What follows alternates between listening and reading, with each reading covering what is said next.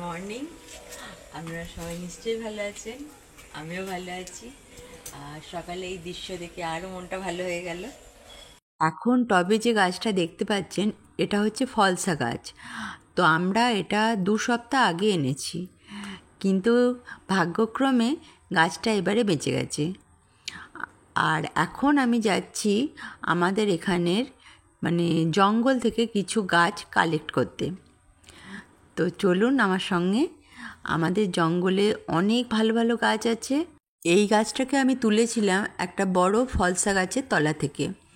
তো আজকেও বেরোচ্ছি ওরকম কোনো ভালো ভালো গাছ পাওয়ার আশাতেই। তবে এই গাছটা বেঁচে গেছে। আমি যদি আজকেও কোনো ফলসা গাছ পাই, আজকেও নিয়ে আসবো। এবং আর একটা করার আমার ইচ্ছা আছে ফলসা গাছ, কারণ ফলসা গাছের ফল যে কখন ধরবে সেটা আশা করলে বৃথা, কারণ ফল ধরতে অনেক টাইম লাগে। আর আমরা ব্যাগ নিয়ে বেরিয়ে পড়ছি, দেখি যে ব্যাগের ভেতরে কতটা গাছ নিয়ে আসা যায়। এই যে দৃশ্যের কথা বললাম, আমার পিছনে যে কলা গাছটা রয়েছে, এটা জঙ্গলেরই কলা গাছ। এটা একটা কাঁঠালি কলার গাছ। এরই একটা চারা আমার বাগানেও আমি বসিয়েছি। আর এই চলে এলাম একটা বড় ফলসা গাছের তলায়। আমি ফলসা গাছটা দেখতে পেয়েছি, আমি যেটা আগের বারে বসিয়েছিলাম তার থেকেও একটু বড় চারা দেখতে পেয়েছি, ওই জন্য এটা কালেক্ট করছি।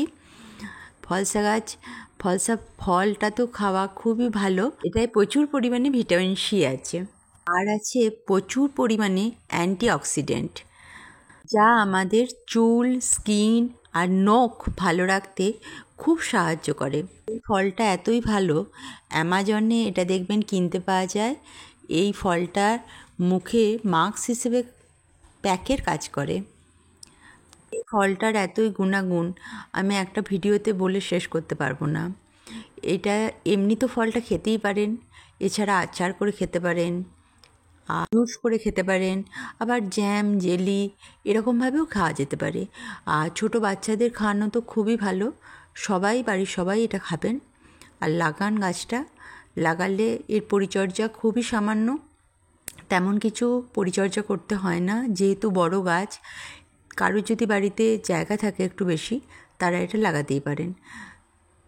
আর যদি মাটিতে জায়গা একান্ত নাই থাকে, তাহলে বড় টবে, যেমন রঙের বালতিগুলো হয়, তাতেও এটা লাগাতে পারেন, প্রচুর ফল দেবে। আমি ফলসা গাছ তোলার পরও অনেক গাছ তুলে নিলাম, এমনি জঙ্গলেই পড়ে আছে। এই যেমন দেখুন এই 9 o'clock গাছটা, এটা এরকমভাবে একটা পরিত্যক্ত বাড়ির পাশেই পড়েছিল। তো আমি এই কালারটা খুঁজছিলাম, আমার অন্য কালার আছে, তো এই কালারটা আমার খুব ভালো লাগে, হলুদ রঙের কালারটা আমি পেয়ে গেলাম। এটাও নিয়ে ঘরেই নিয়ে এলাম, আমার টবে একে স্থান দেবো।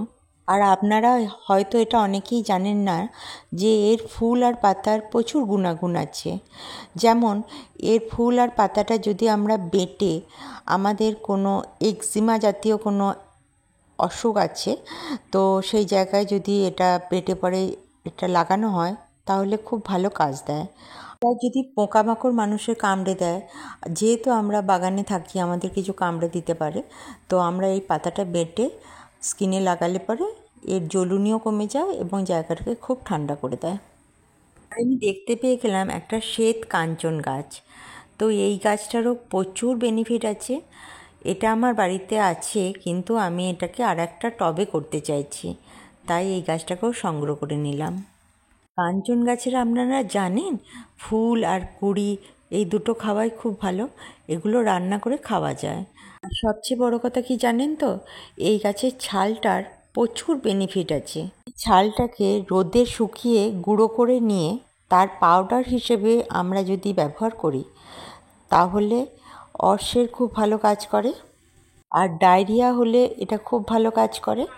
আর আমাদের মেয়েদের যে পিরিয়ডের প্রবলেম হলে যে প্রচুর ব্লিডিং হয়, সেইটা হিসেবেও এই ছালটার গুঁড়োটা খেলে খুব কাজ করে, ভালো কাজ করে।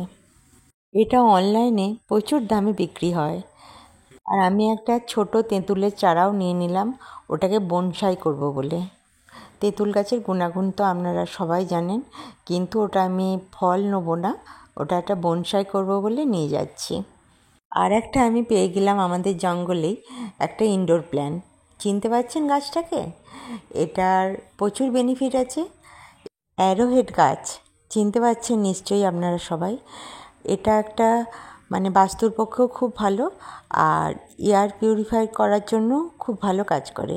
এটা রুমের মধ্যে রাখলে খুব ভালো।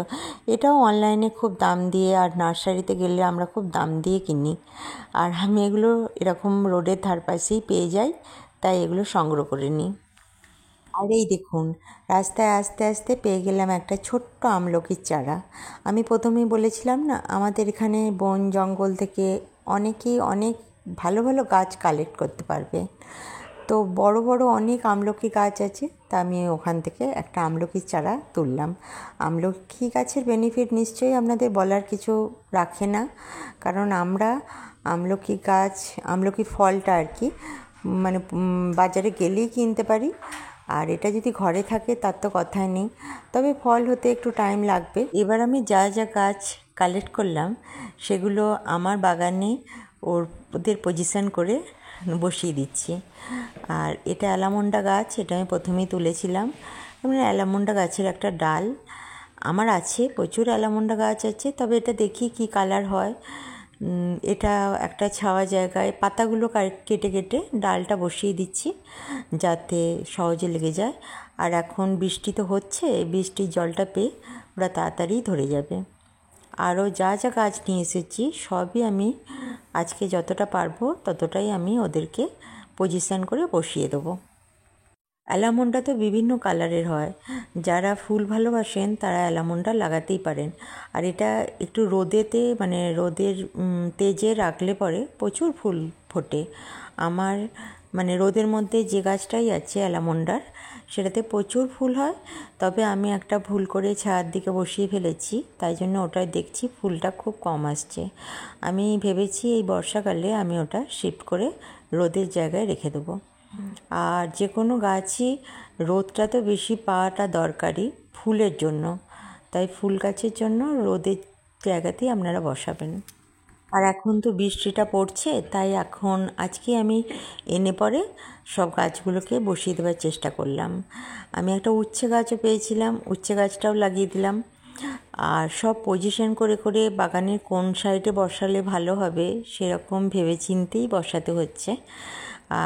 যে কোনো উচ্ছে গাছ বলুন, ঝিঙে গাছ বলুন, এগুলোতে একটু মাচা করে দিলে, মানে উচ্ছে বলুন, ঝিঙে বলুন, এগুলো অনেক ভালো হয়। আর এই যে আমার হাতে গাছটা দেখছেন, এটা হচ্ছে খারকোল পাতার গাছ। এটা নিশ্চয়ই আপনারা সবাই জানেন। এর যা বেনিফিট আছে এটা তো এক কথায় প্রকাশ করা যাবে না।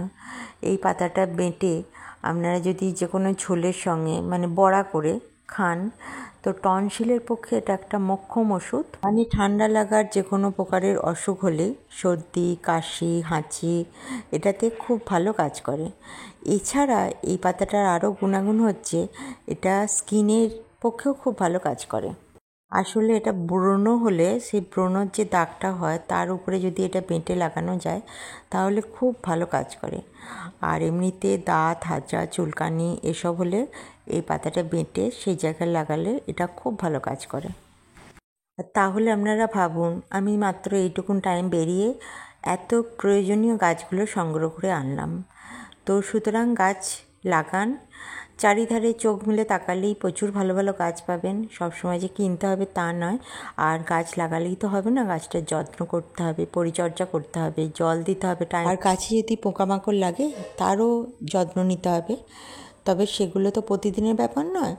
পোকামাকড় লাগলে পরে তার যত্ন নিতে হবে, কিন্তু গাছের গোড়ায় জল দেওয়াটা একদমই রেগুলার বিশেষে। এটা জল না দিলে গাছকে কোনো মতেই আমরা বাঁচিয়ে রাখতে পারবো না। তো আমার এই ভিডিওটা থেকে আশা করি আপনারা অনেক গুরুত্বপূর্ণ তথ্য পেলেন। ভিডিওটার মধ্যে থাকবেন, আমি অনেক ভালো ভালো ভিডিও দেওয়ার চেষ্টা করব। তো আমি গাছ নিয়ে থাকতে খুবই ভালোবাসি, আর তাই জন্যই হয়তো অনেক নতুন নতুন গাছ আমাকে দেখা দেয়, কারণ ওগুলোকে আমি নিয়ে এসে খুব ভালো জায়গা দিই আর ওদেরকে প্রাণ প্রতিষ্ঠা করার চেষ্টা করি। ডাল নিয়ে এসে পড়ে, এরকমভাবেই আমার লাইফটা চলে। অনেক ভালো ভালো গাছ আমি সংগ্রহ করে এনেছি, আমার তো মন একেবারে ভরে উঠেছে।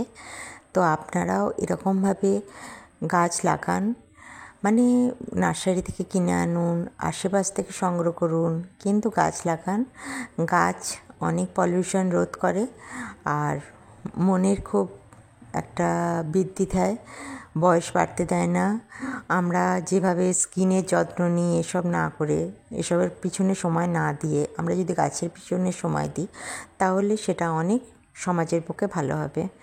তো ভিডিওটার মধ্যে যদি কিছু ভালো লেগে থাকে একটা লাইক করবেন, পাশে থাকবেন, আমাকে এইভাবে সাহায্য করবেন।